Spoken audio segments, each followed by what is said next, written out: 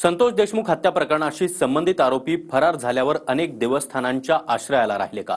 गर्दीचा फायदा घेत त्यांनी लपण्यासाठी देवस्थानच निवडली का, असा प्रश्न आता समोर येतोय।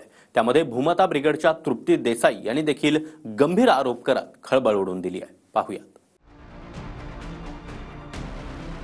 संतोष देशमुख हत्या प्रकरणामधील जवळपास सर्वच आरोपींनी फरार झाल्यानंतर विविध देवस्थानांचा आसरा घेतल्याचं समोर आलंय।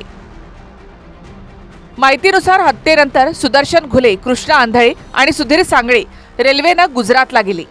तिथल्या एका मंदिरात त्यांनी जवळपास 15 दिवस आसरा घेतला। वाल्मिक कराड आणि विष्णू चाटे हे देखील बीडमधून फरार झाल्यानंतर नाशिकमधल्या दिंडोरी इथल्या स्वामी समर्थ आश्रमामध्ये गेल्याचं समोर आलंय। धक्कादायक म्हणजे पोलिसांना गुंगारा देण्यासाठी फरार झाल्यानंतर कायम गर्दीच्या ठिकाणी राहता यावं म्हणून देवस्थानांचा आसरा घेतला होता। गुन्हा दाखल झाला त्यावेळी कराड मध्य प्रदेशच्या उज्जैनला होता। त्याच्यासोबत महाराष्ट्र सरकारनं दिलेले 2 गार्ड देखील होते, पण त्यानंतर अचानक हे गार्ड परतले आणि कराड फरार झाला। बीडमधून कराडनं दिंडोरीमधल्या स्वामी समर्थांचा आश्रम गाठला। यानंतर त्याच्या एका समर्थकाच्या दाव्यानुसार सरेंडरच्या आधी तो अक्कलकोटमधल्या स्वामी समर्थ मंदिरातून पुण्यामध्ये पोहोचला। जो दिंडोरीचा आश्रम आहे तिथे 15 तारखेला आणि 16 तारखेला जो मुक्काम आहे तो विष्णू चाटे आणि वाल्मिक कराड या दोघांनी केलेला आहे आणि 17 तारखेला आश्रमातून ती गाडी जी आहे त्यांची बाहेर निघालेली आहे। गृहमंत्र्यांनी सांगितलेलं आहे की मी कुणाला पाठीशी घालत नाही, परंतु गृहमंत्री साहेब जे सांगतात की गृहमंत्री आमच्या जवळ आहेत, त्यांच्याच आश्रमात वाल्मिक कराड लपतो कसा काय?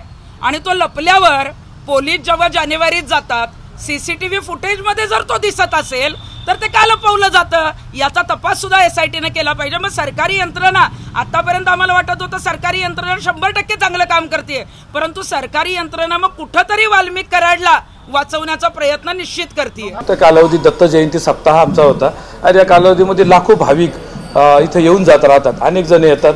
आता कोण येतो काय येतो त्याचं असं कुठे आपली त्याचं हे करत नाही, आलेल्या सगळ्या लोकांचं येतात, दर्शन घेतात, जातात।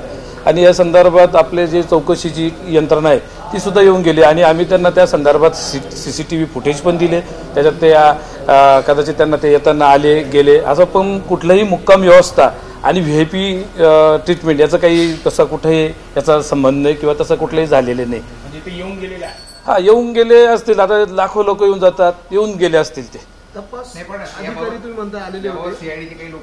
हो, येऊन गेले ना, त्यांना कदाचित काही आता मोबाईल किंवा याच्यावरून त्यांनी ट्रेस लावला असेल कुठेतरी सिग्नलवरून, तर ते आले इथं असतील। तर त्यांना आम्ही जेव्हा तपास यंत्रणा आली आम्ही त्यांना डायरेक्टली आमचं जे CCTVचं आहे त्यांना तिथं फुटेज उपलब्ध करून दिले। आम्ही त्यांना नंतर विचारलं पण याच्यात काय, ते म्हणजे तसं काय याच्यात नाही, आले फक्त येऊन गेले एवढे ते बोलले। धक्कादायक म्हणजे संतोष देशमुख हत्येमधला अद्यापही फरार असलेला आरोपी सुद्धा नाशिकच्या मुक्तिधाम मंदिर परिसरामध्ये फिरत असल्याच्या चर्चा आहेत।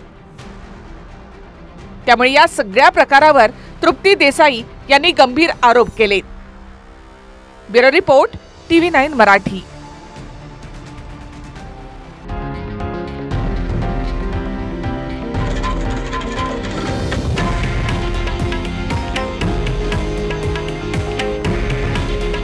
हे आहे देशातील नंबर 1 न्यूज नेटवर्क आणि आपण पाहत आहात TV9 मराठी।